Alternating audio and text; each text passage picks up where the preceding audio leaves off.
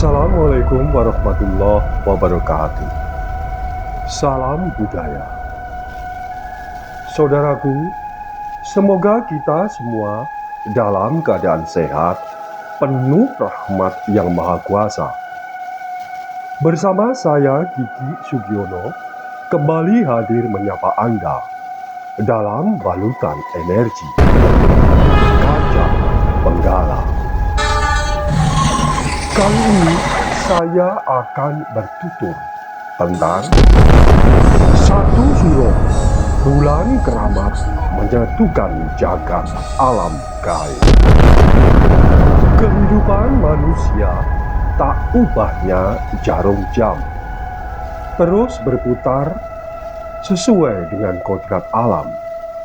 Song-song perjalanan hidup menuju takdir. Nasib manusia akan berubah seirama rotasi alam. Alam gaib bersinggungan dengan alam manusia di saat titik kulminasi terjadi. Seperti pada saat malam satu suro ini. Malam satu suro merupakan malam pertama dalam kalender Jawa, bertepatan 1 Muharram dalam kalender Hijriah. Orang Jawa percaya malam itu merupakan malam sakral atau keramat. Suro berasal dari bahasa Arab Asyura, bermakna tanggal 10 bulan Muharram. Dalam tradisi Jawa, suro dianggap momen tepat untuk introspeksi diri selama setahun dengan melakukan berbagai kegiatan seperti tirakat, laku prihatin, mesu diri, puasa, tidak tidur semalaman, tidak bicara atau topo bisu, dan berbagai kegiatan lain yang bersifat batiniah. Momen-momen ini mempunyai makna penting berkaitan dengan laku spiritual. Masyarakat Jawa menganggap bulan Suro sebagai bulan keramat.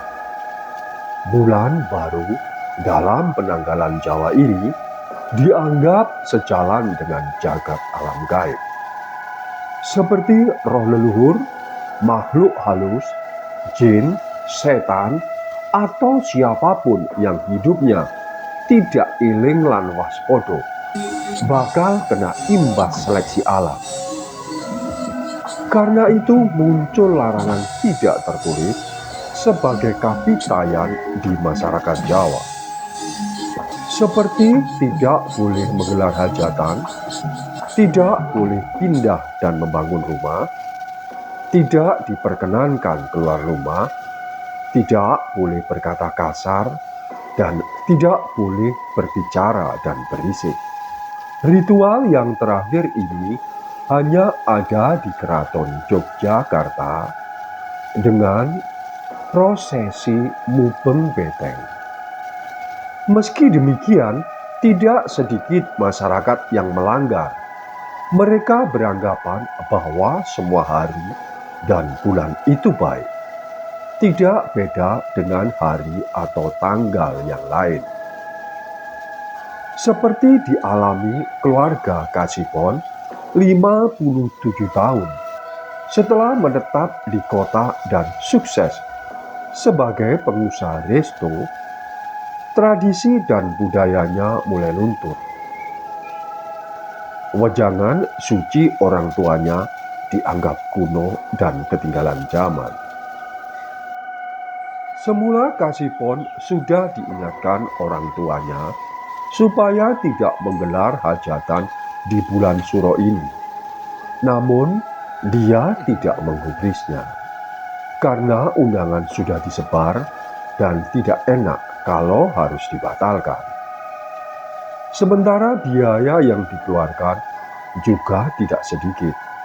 Kasipon bermaksud menikahkan putri pertamanya, Rofiko, 21 tahun, dengan Basra Muhyiddin, 23 tahun, putra pengusaha bengkel. Rencananya, hajatan akan berlangsung di awal bulan.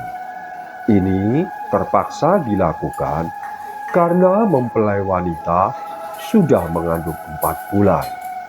Bila harus ditunda, perut putrinya akan semakin besar. Sebenarnya, tanda ketidakberesan ini sudah terjadi sejak awal. Orang tuanya sudah mewanti-wanti agar di bulan Suro ini tidak menggelar hajatan apapun. Namun, Kasipon tetap kukuh dengan pendiriannya. Ketidakberesan yang pertama terjadi, gedung yang dipersiapkan untuk hajatan tiba-tiba ludes terbakar. Seminggu setelah kejadian itu, calon besannya juga kena musibah. Hasil panen tembakau yang disimpan di gudang ludes dilalap api. Dan yang paling memprihatinkan sekaligus mengenaskan, calon menantunya dikocok polisi karena kedapatan main judi di pusat hiburan di kawasan Jakarta Selatan. Dan akhirnya dia harus mendekam dalam bunyi. Rasa sedih bercampur malu tidak bisa lepas dari keluarga besar Kasipon.